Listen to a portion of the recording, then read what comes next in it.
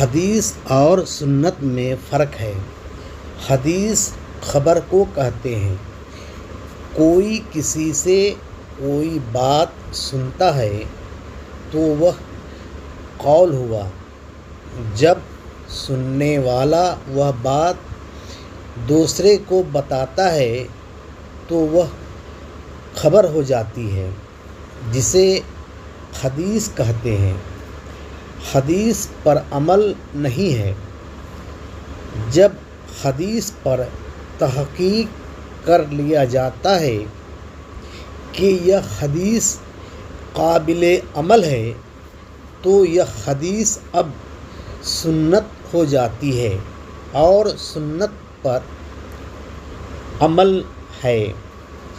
جو لوگ سنت پر عمل کرتے ہیں ان کو اہل سنت و جماعت کہتے ہیں، اور جو لوگ خبر پر بغیر تحقیق کے عمل کرتے ہیں ان کو اہل حدیث کہا جاتا ہے۔